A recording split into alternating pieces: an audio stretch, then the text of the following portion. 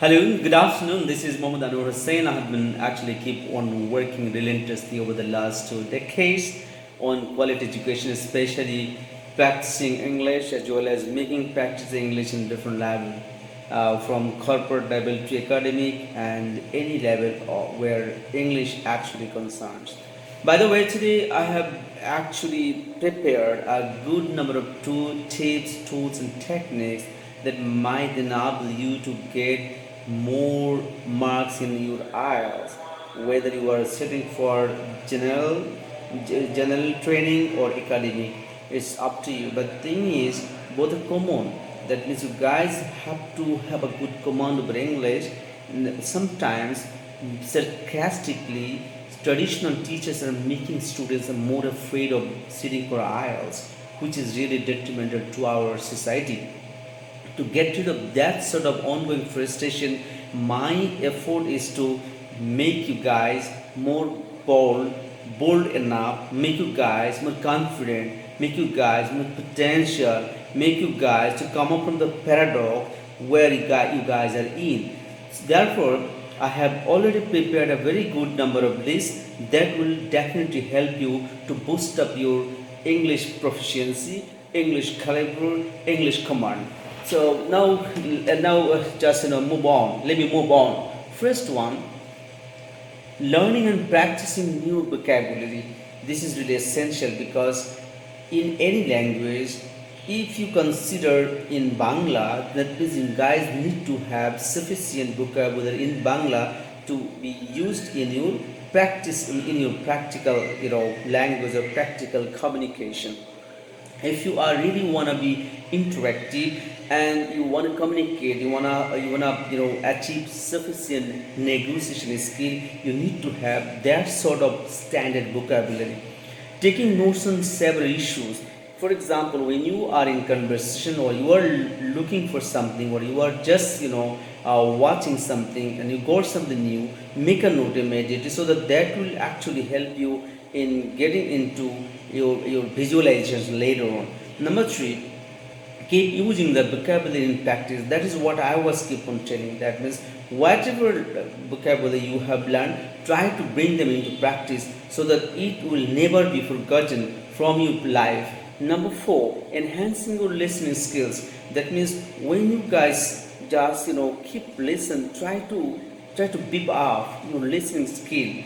That will enable you to come up with a satisfactory score in your IELTS listening part. Having a good knowledge on science, economy, globalization, global politics and turmoil, geography, etc. That's most important.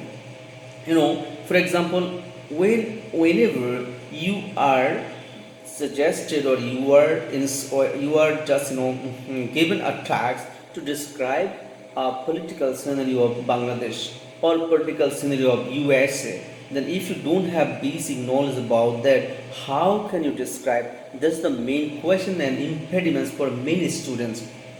Then again, having a general knowledge on different places, persons, whether at home or abroad, that's most important. For example, if you have a solid or sufficient or superficial idea about some ongoing politics, ongoing general knowledge of what actually happening around the globe, you can easily participate in conversation. You can easily partake in any sort of symposium or any sort of one-to-one conversation or the conversation that takes place in person. Having a sound practice of comparative study, that's most important. For example, in pie chart there is given two countries economy. Then if if you guys have to have that much caliber, that much comprehensive skill to materialize your reader, that you guys possess very good command over comparative study. Then growing up a habit of reading newspaper, journals, this will help you actually flourish your English career. Then understanding different situation. You guys have to understand what situation you are talking about. I mean, you have to have the sense of timing, especially it is very much essential for your greetings part. Then learning the practice of describing people, places, that's most important. For example, which part of people, which part of place you are going to talk about. You guys have to have that much sense that can be used in your practical sentences. Learning the practice of then again learning a small talk about oneself, that's most essential. Sometimes ridiculously we come across many people who even do not know how to describe oneself. Isn't it ridiculous? Like, you don't know about yourself, what you are, what do you like, and what do you really want to be. It's pretty much simple, but we happen to see this, this problem in many people. They even don't know how to say about themselves. It's really ridiculous. That's why we have to have a very good command over it. And then again, what I was keep on telling is like checking appropriate spelling. That's most important. If you have any spelling errors, then your meaning will be different. You will come up with different meaning that will be more dangerous, definitely hazardous as well. Having a satisfactory command over accent, which is most important. If you don't know how to